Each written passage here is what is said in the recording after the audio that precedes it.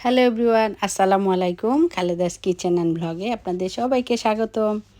আমি আজকে green apple দিয়ে আচার তৈরি করছি, আর এর পুরো প্রণালীটি আমি আপনাদের সঙ্গে শেয়ার করছি। বাসায় 4-5টা গ্রিন অ্যাপেল ছিল, আর অ্যাপেলগুলো কেউ খাচ্ছিল না। তো ভাবলাম কি করব, অর্গানিক ছিল এই আপেলগুলো আনা হয়েছিল। আমরা এক জায়গায় ঘুরতে গিয়েছিলাম আমার ছেলের বোর কলিগের বাড়িতে, আর সেখানে ওর আপেল গাছ ছিল। সেখান থেকে ও পেড়ে আমার ছোট ছেলে আয়ানকে দিয়েছিল।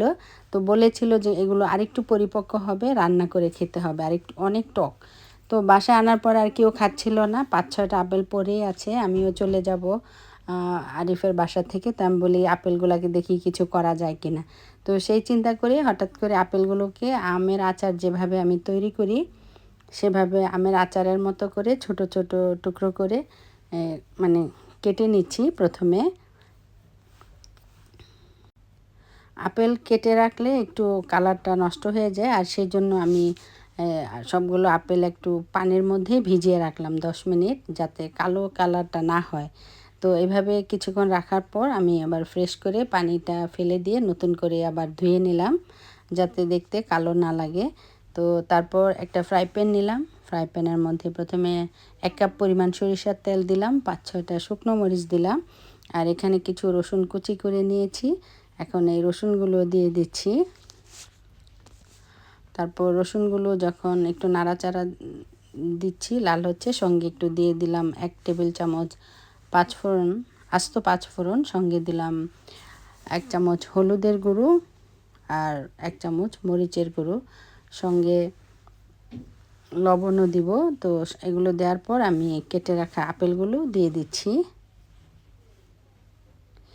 আপেলগুলো দেওয়ার পর ভালোভাবে নাড়াচাড়া করে দিলাম, আর আরও একটু লবণ দিলাম। লবণের পরিমাণটা কম হয়ে গিয়েছিল।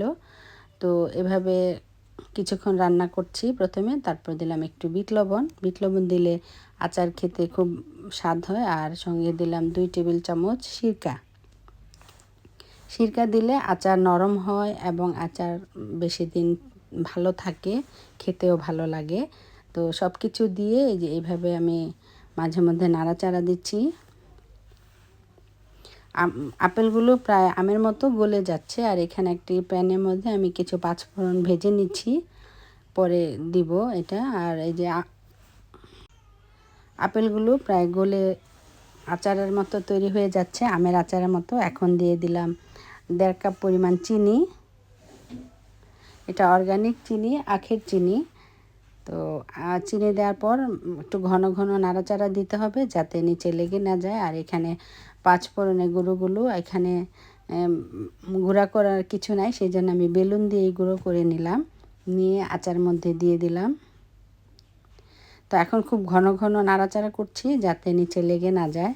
আর নাড়তে নাড়তে যখন তেল ভেসে আসবে আচারের, চুলা অফ করে দিতে হবে, আর বুঝতে হবে যে আচারও হয়ে গিয়েছে। তো আমার আচারটাও হয়ে গিয়েছে, এই যে তেল ভেসে আসছে। এখন আমি চুলা অফ করে দিচ্ছি।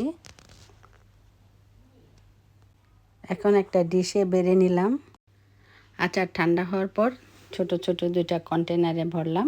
একটা হলো আমার বড় ছেলে আরিফ এবং পুতুল এর জন্য, আর আরেকটা হচ্ছে আসিফ এবং জিন্নাতের জন্য একটু নিয়ে যাব মেলবোর্নে। তো আজ এ পর্যন্তই। সবাই ভালো থাকবেন, আমার পেজটিতে ফলো দিয়ে রাখবেন নতুন নতুন রান্নার আপডেট পেতে। সবাই ভালো থাকবেন। খোদা হাফেজ।